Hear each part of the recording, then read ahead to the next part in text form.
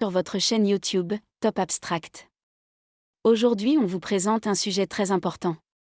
Qui est, y a-t-il un remède contre le cancer? Cancer researchers at Stanford University are about to start testing a new cutting-edge medical trial on humans, a trial that had a 97% success rate in mice. Deuxième bonne nouvelle, la une, votre papier, vaccin contre le cancer, on aurait trouvé. Voilà, les vaccins, c'est possible. Maintenant qu'on comprend comment le système immunitaire marche. Alors la réponse est non, il n'y a pas de remède universel. Actuellement, il n'y en a pas visible dans un futur proche, ni à l'horizon.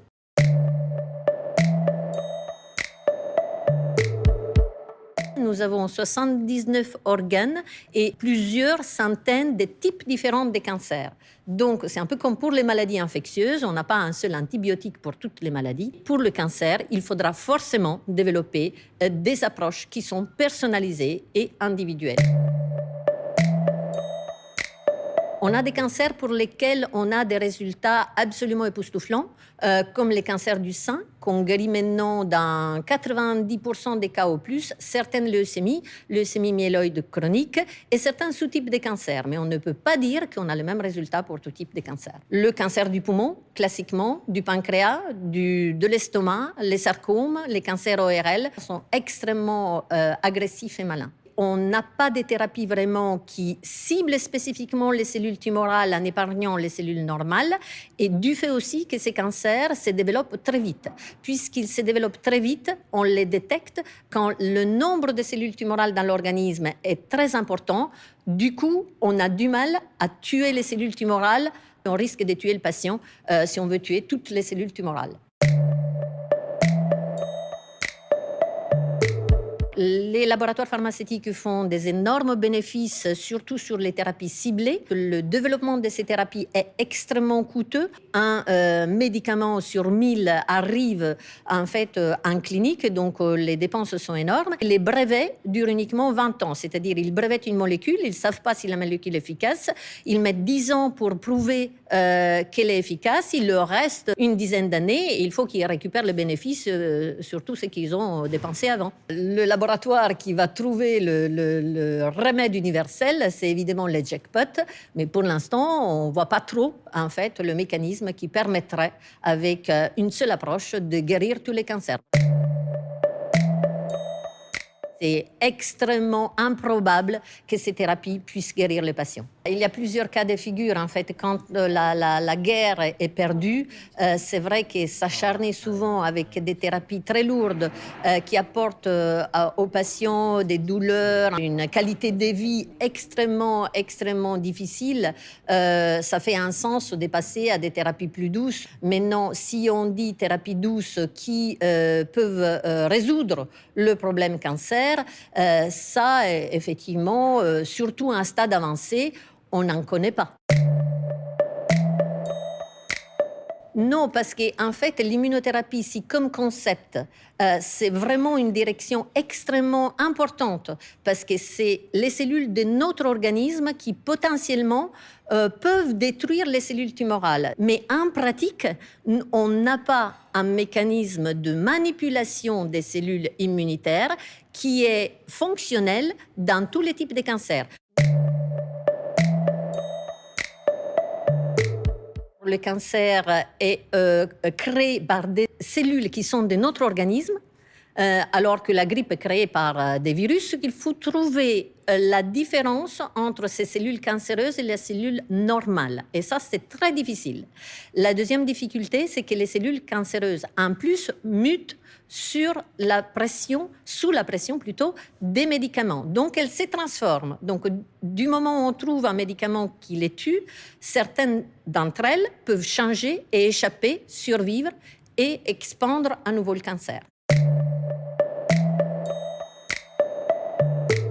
C'est vraiment un but de la médecine moderne, c'est-à-dire de détecter le cancer au stade le plus précoce possible. Nos armes, les chimiothérapies, l'immunothérapie, la radiothérapie, la chirurgie ont un effet énormément plus important et une capacité vraiment maximale d'éliminer le cancer. Deuxièmement, quand on arrive très très tôt, le système humain lui-même Si on corrige les habitudes alimentaires, le style de vie, parce que c'est vraiment une grande arme, le système humain, peut éliminer le cancer quand il est au tout début et que le nombre de cellules tumorales est très très bas.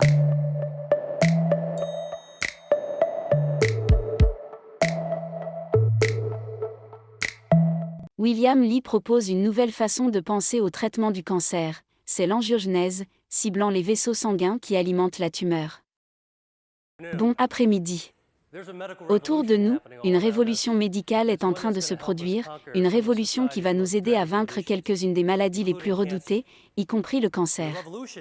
Cette révolution s'appelle l'angiogenèse et elle se base sur les processus qu'utilise notre corps pour développer les vaisseaux sanguins. Pourquoi donc devrions-nous nous soucier des vaisseaux sanguins ? Eh bien, le corps humain en est littéralement rempli, environ 100 000 km pour un adulte. Mis bout à bout, cela permettrait de faire 2 fois le tour de la Terre. Les plus petits vaisseaux sanguins sont les capillaires. Nous en avons 19 milliards dans notre corps. Et ce sont les vaisseaux de la vie, et, comme je vais vous le montrer, ils peuvent aussi être les vaisseaux de la mort. Mais ce qui est remarquable chez ces vaisseaux, c'est la capacité qu'ils ont de s'adapter, quel que soit l'environnement dans lequel ils se développent. Par exemple, dans le foie, ils forment des canaux pour détoxifier le sang. Dans les poumons, ils tapissent les poches d'air pour les échanges gazeux. Dans les muscles, ils se tire-bouchonnent pour que les muscles puissent se contracter sans arrêter la circulation sanguine. Et ils courent le long des nerfs, comme des lignes électriques, maintenant ces nerfs en vie. Et nous recevons la plupart de ces vaisseaux sanguins alors que nous sommes encore dans l'utérus.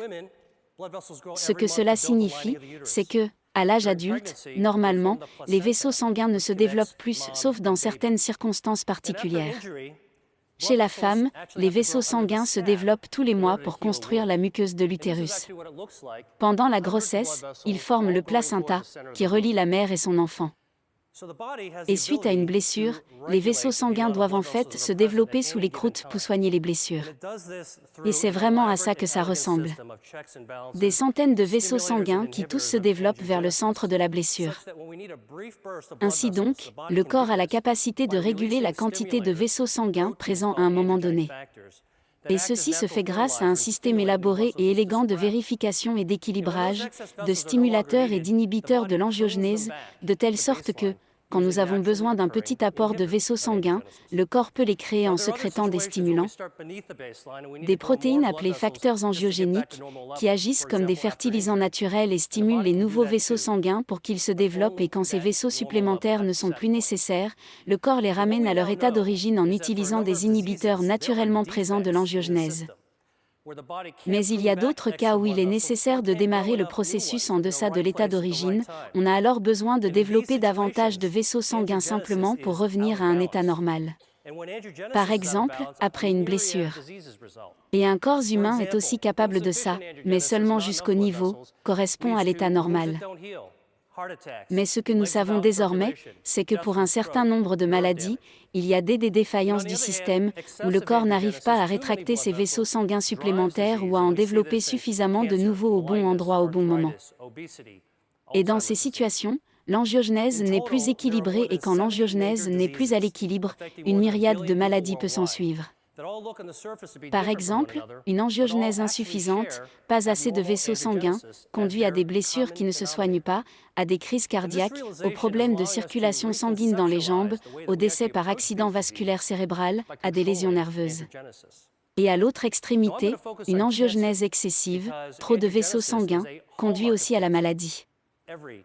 Et c'est ce qu'on voit dans le cancer, la cécité, l'arthrite, l'obésité, la maladie d'Alzheimer.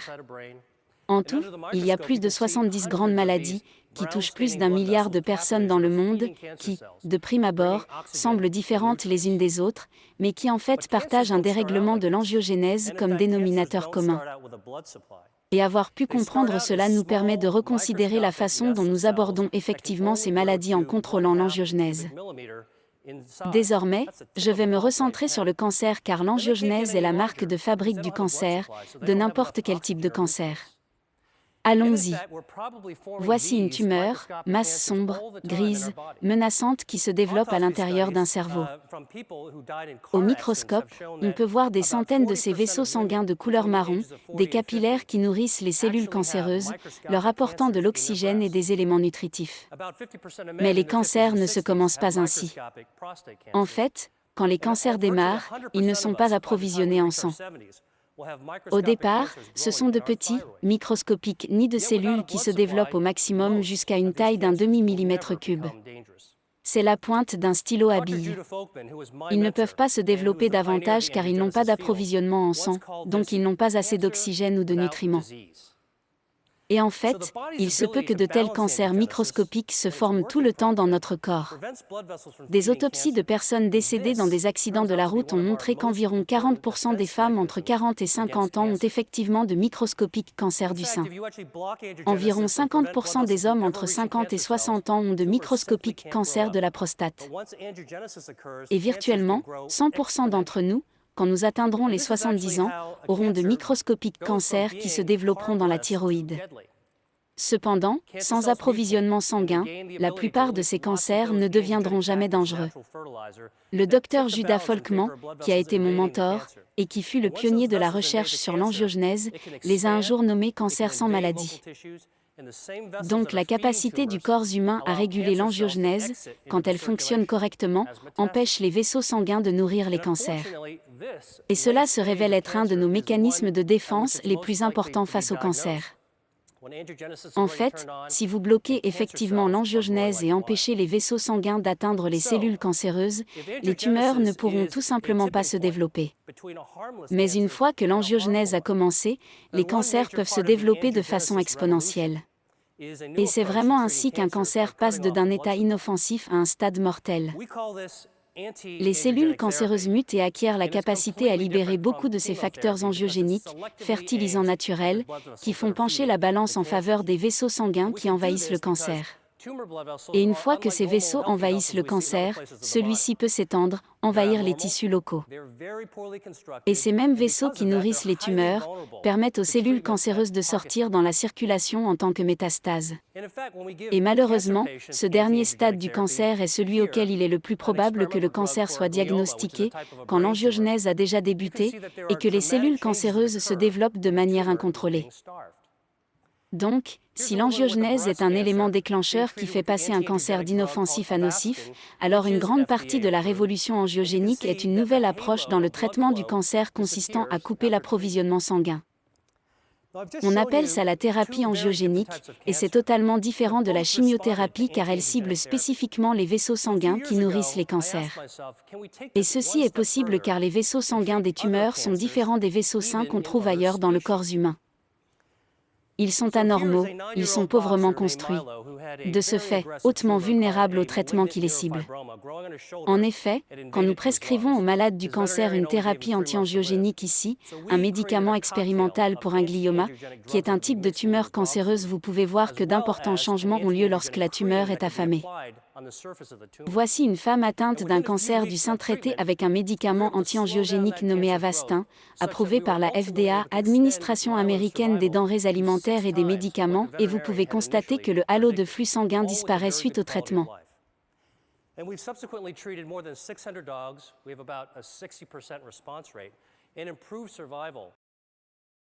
Abonnez-vous à notre chaîne et activez les notifications pour avoir nos derniers conseils et recommandations.